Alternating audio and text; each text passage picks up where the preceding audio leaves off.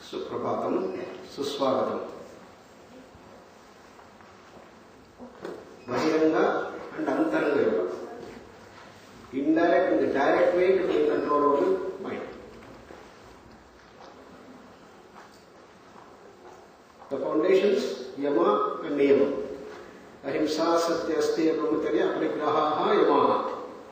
Shaucha, Santosha, Tapaswadhyaya, Ishvara, Pradharami, Niyamaha. Then we come to asana. How to use the body to gain mastery over the mind. Then the fourth thing, pranayama. How to use the breathing to gain mastery over the mind. That is the one that we discussed yesterday. How to use inhalation and exhalation to slow down our breathing. How to use sexual breathing for normalizing. How to use kriyas to cleanse our system. Various pranayamas have been used. Nadi Shuddhi. Not only slowing of the breath, bringing the balance between the two nostrils. Then we have the Ujjayi Pranayama to sensitize the regions of throat. Shitali Sikharisavita, cooling pranayamas. Summer it's extremely useful. Brahmari to bring in the three-dimensional awareness using the sound, humming sound it could be. All that you would have learned. So not only Vajrasana is used, and tradition is to use the Nasika Mudra. Nasika Mudra is first and second, closed, and the other two fingers open and do that. So you can just do like this. That is the traditional way of using the Nasika Mudra to deal with that. Then we come to Pratyahara. Yuktahara Viharasya Yukta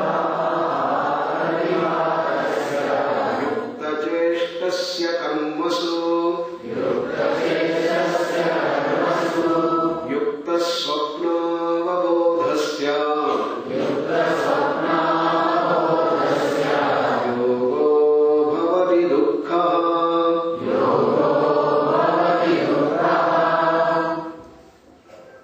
Moderation. Moderation is the key essence of Pratyahara.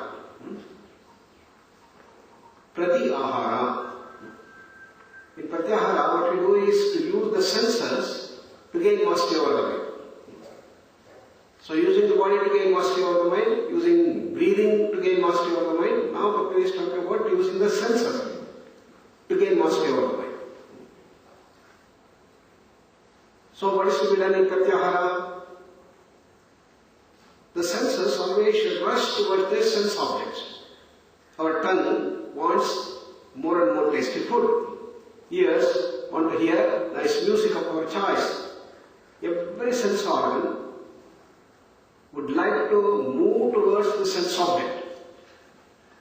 And when the mind is very fast, they start rushing towards that object. And it is this rush that we have to reduce. It is that speeded up action of the senses towards their sense object. When you are becoming almost a slave to the senses. Take drunkards, the bottles dry them. I remember one of the persons who came for the addiction, alcohol, the addiction. He got very well. After that, our psychiatrist had told, when he returns home, you people should take care of him very nicely, at least for 3 months, and see that he does your practices. He had left all alcohol, everything, but the attractions will still be there. Therefore, don't give him the money and allow him to just go the way that he wants, then he'll be lured. So, it was all taken care of by the parents very nicely, and almost 1.5 months have passed. The boy had become nice, very nice, and he had left all his things, so the parents were very happy. Then I had to go for a haircut, and next morning came to his father and said, please give me the money for the haircut. And promptly the father gave the money for haircut. So when he went there was a nice bar next to the saloon. So what happened? You could imagine. He had money and he had the bar, the wine, beautiful things that he loved. He stipend, put the money and drank. So this is the way our senses will lure us. We become slaves to the senses. When the senses see their objects, then it will automatically go without your own control. That's why we say bottles control us. The nice dishes control us. Therefore, what is to be done? It has to be controlled. The senses rushing towards the object you must understand, and you must withdraw. Don't allow your senses to rush towards their object. When it's trying to rush, you withdraw. This is called prati-ahara. The ahara is the food for the senses. Prati-ahara is, don't get the food. When the senses demand, come on, go and drink that wonderful wine. Drink that beautiful gulab jamun that you like most. Then tell yourself, no, morning I have eaten already 5 gulab jamuns. No more now, I will eat only day after tomorrow. If you do that, then what happens? You have control over the mind. Control over the senses. Therefore you get control over the mind. This rush of the senses toward the sense object is a reflection of an excessive speed of the mind which is percolated down into your sense level. So that is the one that we have to withdraw. This is called pratyahara. Similarly, you go and sit for food, for lunch, for dinner, for breakfast. Then what do? We say all of you should sit, everybody should be served, and then we chant the bhojana mantra, then only you should eat. This is pratyahara. Why? As soon as you sit, somebody serves something, immediately you want to eat. The rush of the tongue towards the object has to be brought.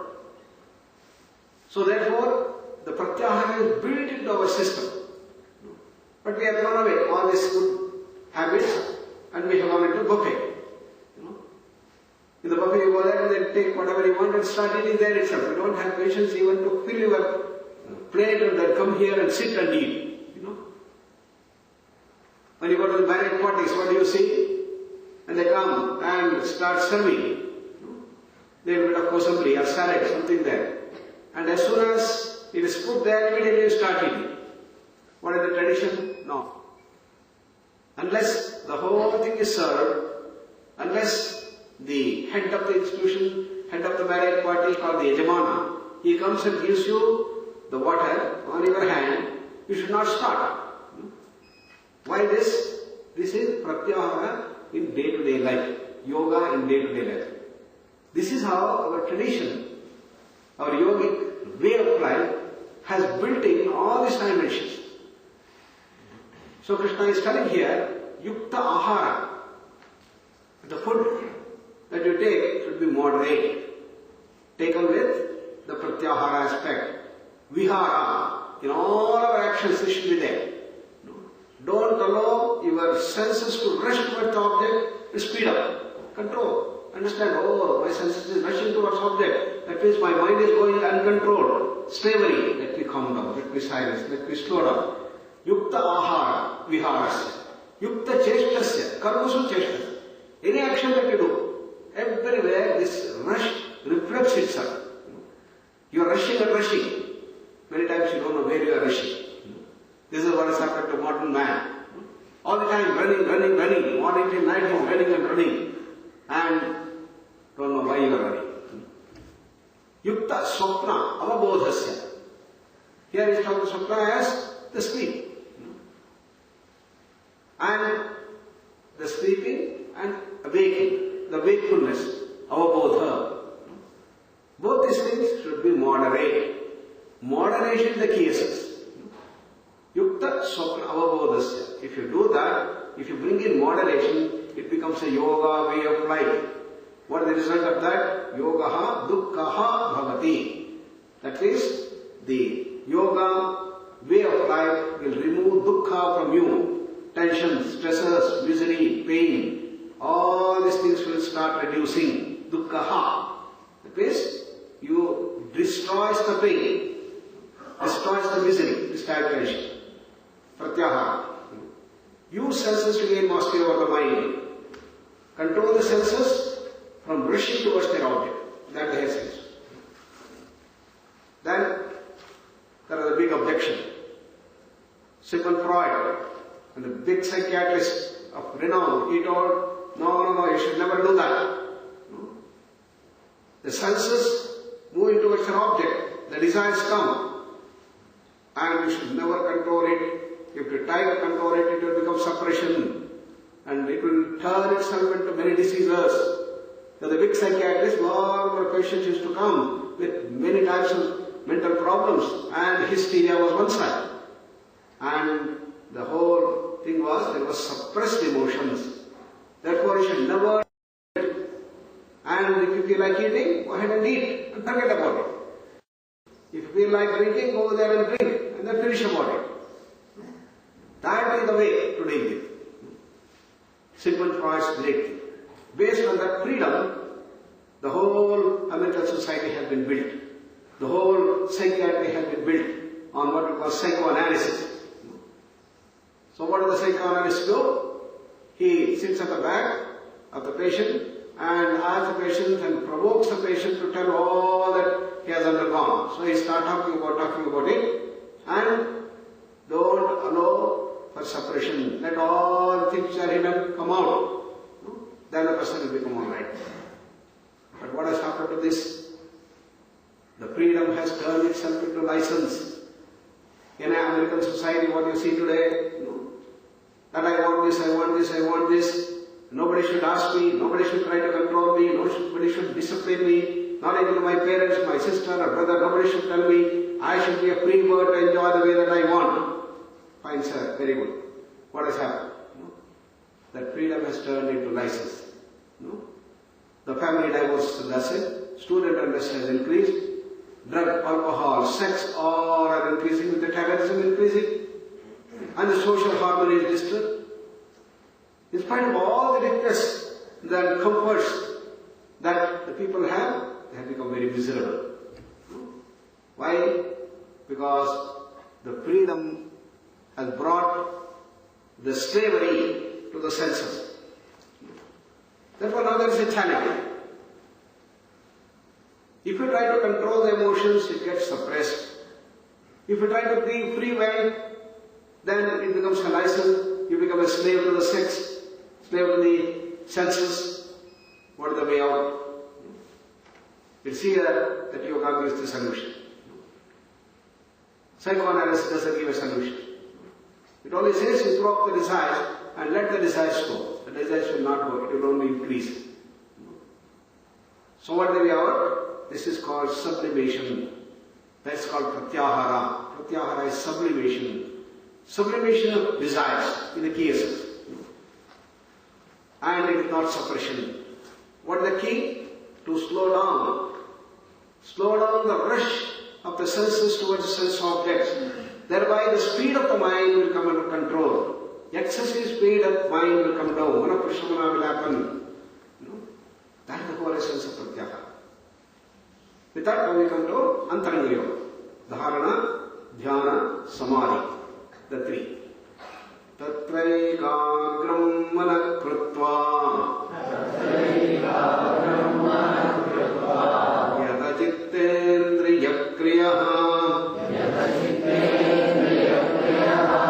Upavishyasane yunjat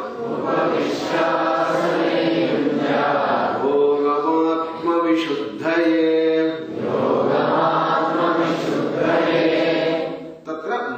Ekagram krutva yata chitta indriya kriyaha. Now studying that now the mind has become too random. By Bahiranga Yoga I have been able to bring some control over the mind. Having brought that, Now you develop the power of concentration. Manaha tatra ekagran krutva. That is, develop concentration. And how to do that? Asane upavishya yunjyat yogam atma vishuddhaye. Then sitting in a quiet place, in a nice place, sit there and concentrate. Concentrate on what? Whatever object that you choose. It may be Varishta Devata. It may be just a flower. It can be a beautiful person or a Omkara. Anything that you have. Atma Vishuddhaye. You must do that for cleansing yourself, for purifying yourself, to remove the dirt inside. Therefore, this takes us to the understanding of the mind. What is mind? What is mind according to modern medical world? According to modern medical world, to modern science, mind is nothing but functioning of the brain, functioning of the brain cells, which can be tracked by the EEG, electroencephalogram, by the fMRI, functional magnetic resonance imaging. By various techniques you can see what is happening in the brain, how it is functioning. This functioning aspect is what we call the mind. Containing this definition of mind is the matter-based paradigm. What is the matter-based paradigm? Everything nothing but matter, and there is nothing apart from matter. If you don't have brain, can you have mind? Obviously not. All scientists, all neuroscientists, everybody will say, no, mind cannot exist without the brain. If you don't have the brain itself, how can there be mind? So mind is a product of brain, which shows, they say. So this is the main difference between Yoga Shastra and the modern science. Modern science thinks that there is nothing like life apart from functioning of the DNA, RNA molecules. Mind is nothing different from functioning of the brain cells. Emotions, particular centers in the brain and the activate emotions. And therefore everything is contained in this body. This body is primary, prana, mind, emotions, intellect, ego, everything that we talk about is nothing but offshoot of this matter. This is the scientific approach. But what do we say? No. Exactly reverse is true. First is Anandamaya Kosha, then Vijnanamaya Kosha, Manomaya Kosha, Pranamaya Kosha. Then the Annamaya Kosha. Annamaya Kosha is a product of the mind. And not mind is a product of the brain and the body. So this is called consciousness-based approach. Consciousness is primary and the body is the end product. Okay? Then what is the definition of mind then? If it is not the functioning of the brain, what is it that we call as mind according to yoga? According to yoga, mind is nothing but collection of thoughts. Chitta vritti, vritti, it's a conglomeration, a collection of thoughts. So therefore, Patanjali said, gaining control and mastery over the mind is yoga. Yogaha chitta vritti nirodhaha. How to do that? First observe the grossest form of the mind, called a random mind. This is called chanchala. Chala chala iti chanchala. What character is this random mind? Mind is very happy. It jumps from one subject to another, it goes on, jumping from one to another, like a monkey. Monkey jumping from one to another, there is no class. Similarly here also the mind will be just okay. This is our normal state in which most of us live. Random mind, haphazard mind, chanchala mind. So what do we do? In the whole process, you try to control the mind by developing concentration. What is the difference between concentration and chanchala? Ekagrata and chanchalata, what is the difference? In chanchalata, the mind jumps from one subject to another subject. There are multiple thoughts, multiple subjects. Whereas in ekagrata or concentration, there are multiple thoughts, but all the thoughts are linked with one another to form a subject. There is a single subject, but there are multiple thoughts. What do I mean?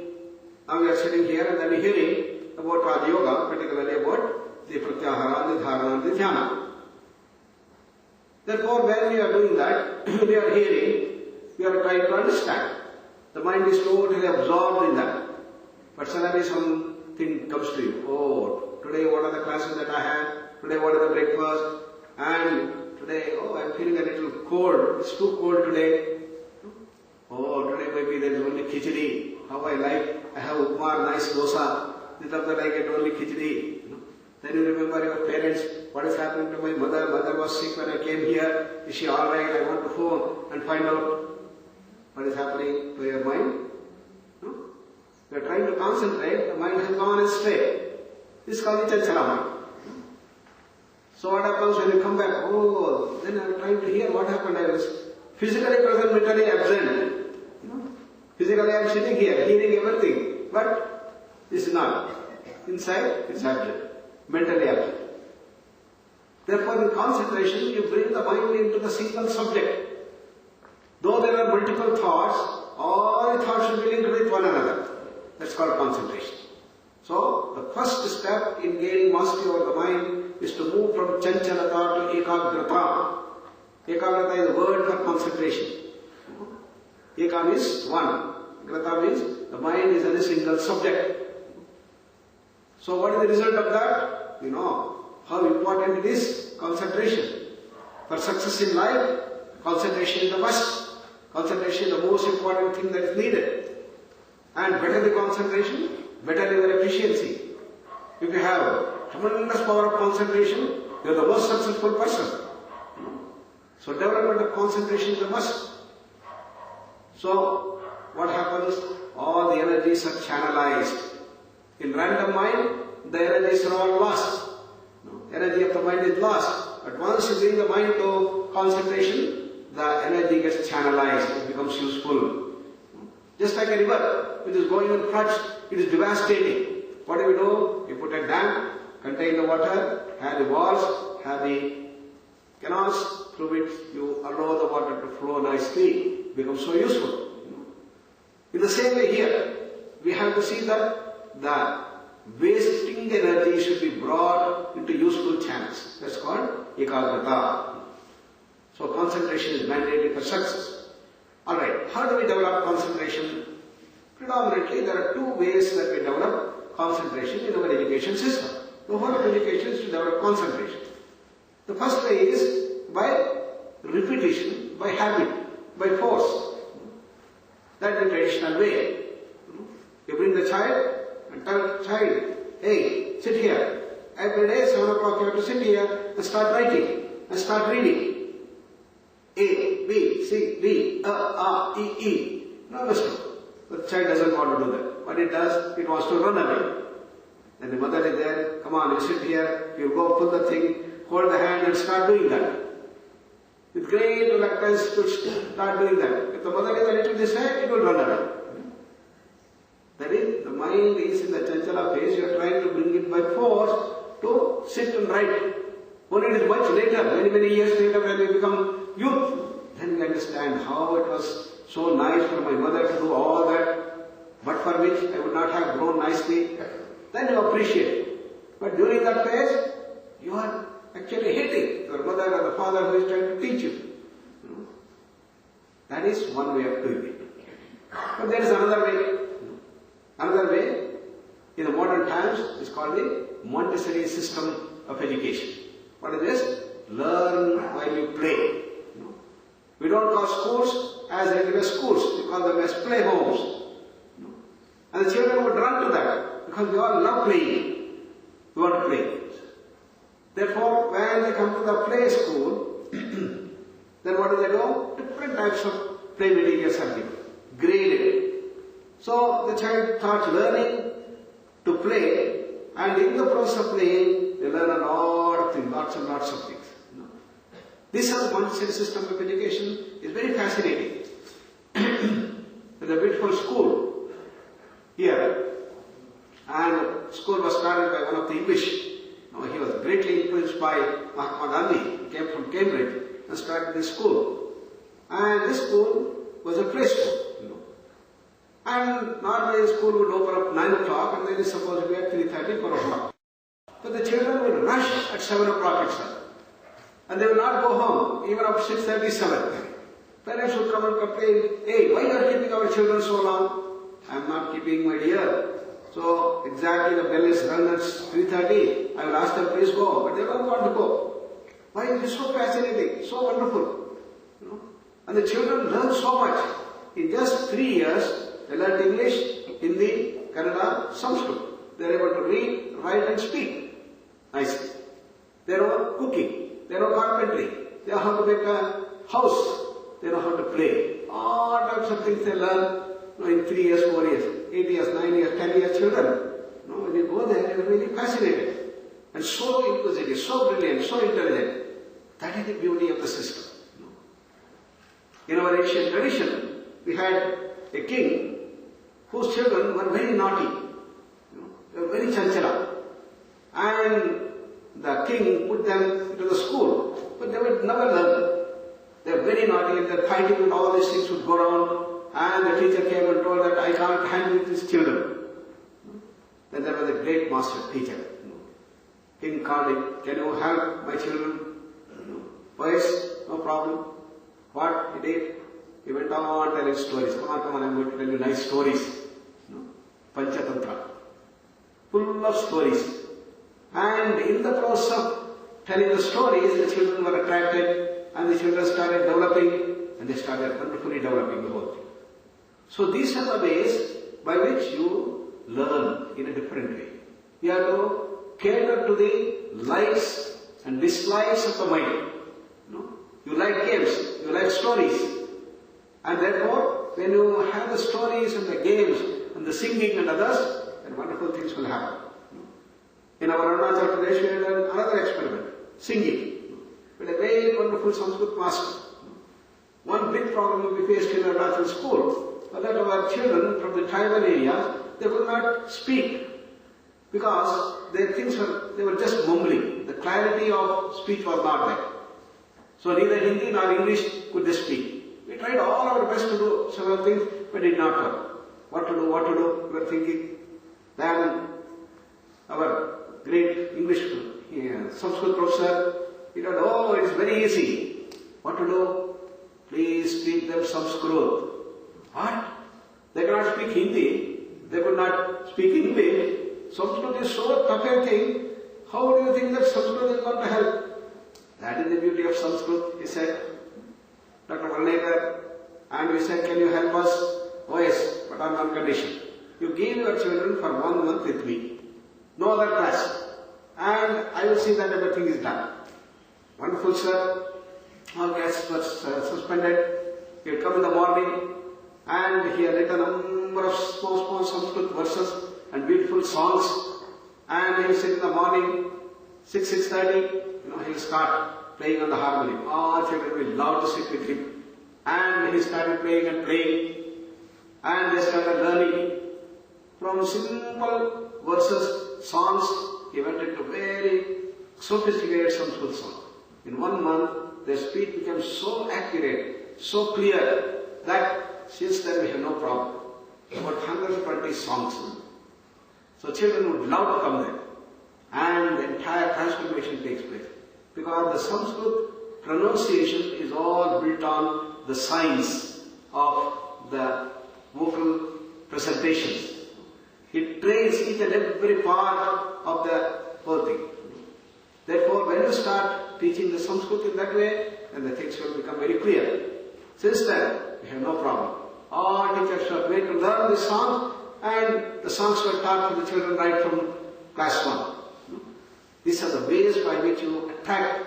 So enjoy your learning through games, through stories, through songs, and then it becomes very fascinating. And then you develop the concentration automatically. Then is it the end? Then Patanjali says, this is where we start real yoga, dharana. After concentration comes dharana. What is the difference between dharana and ekagrata? Savam kaya shiro grivam dharayan najalam sthiraha samprekshya nasikagram swam dishascha navalokayan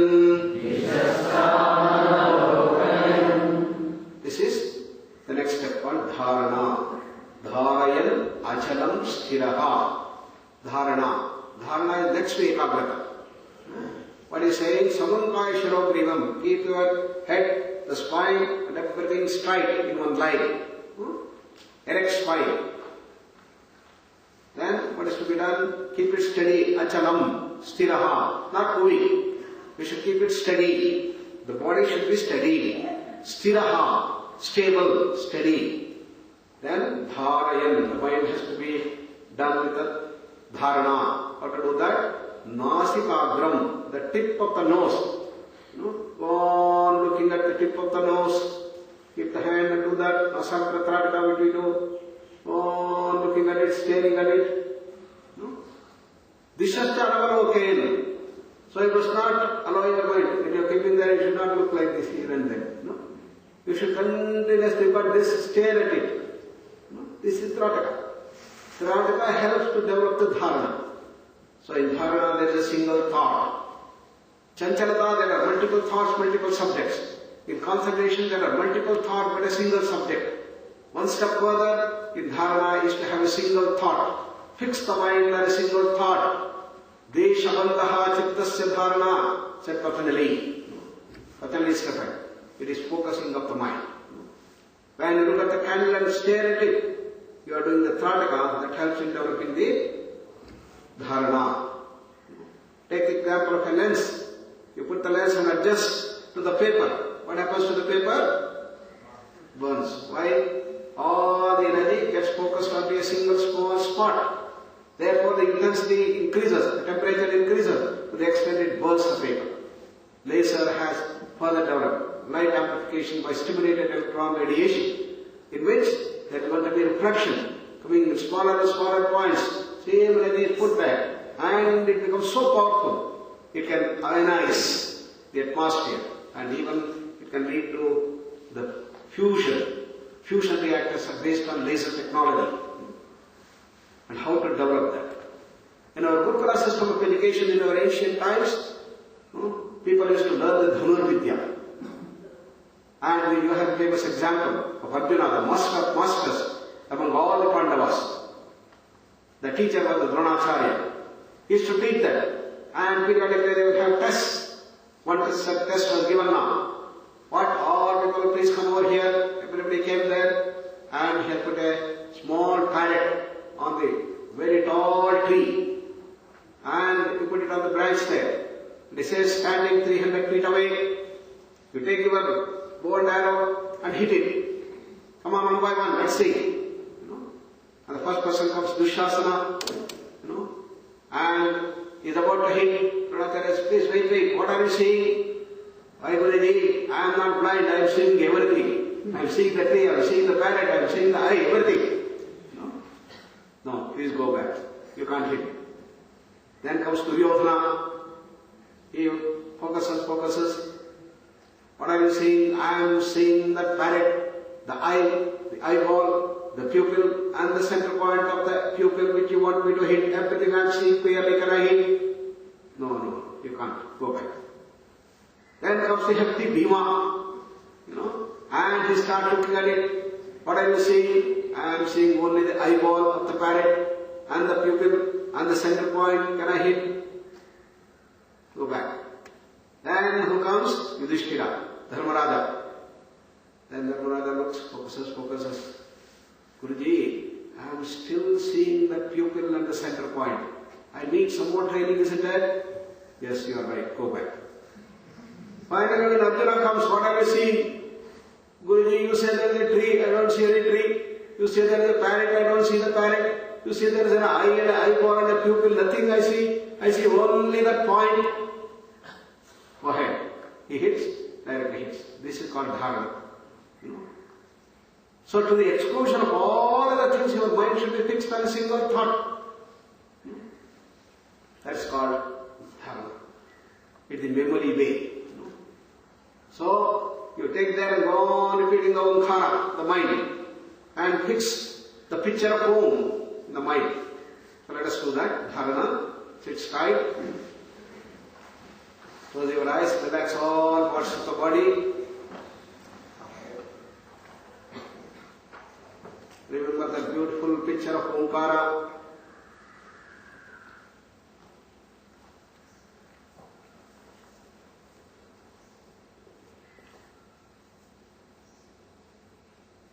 Let us focus our mind on that Om.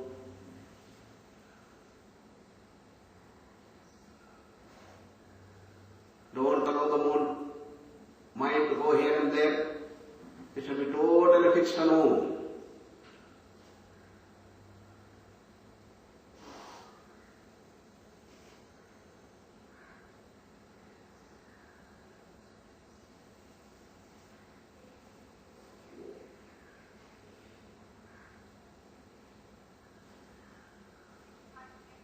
Observe all the energies getting focused.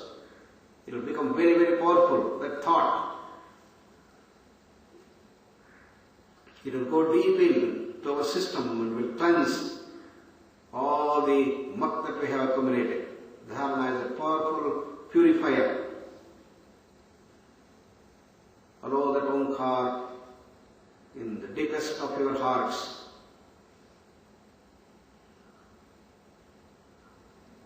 Go deeper and deeper.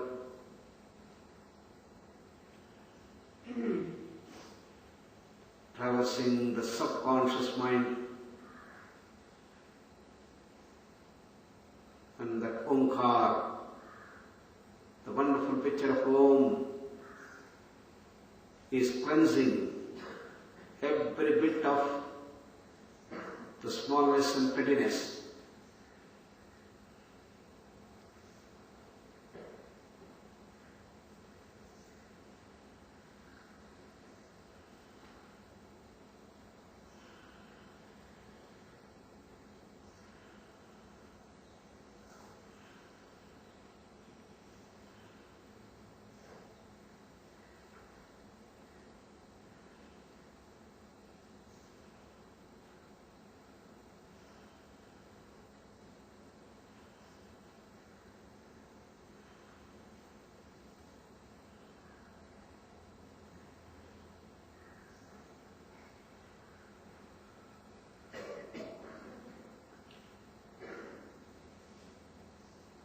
Let us enjoy that wonderful Omkara, grounded in our being. That Om is that infinite bliss, knowledge and power. Let us ground ourselves in that bliss, in that Om, and spread that fragrance of bliss and love to everyone in the surrounding. That the whole day will be full of that smile and wonderful Omkara. Wonderful energy, wonderful bliss. Namaskar Mudra.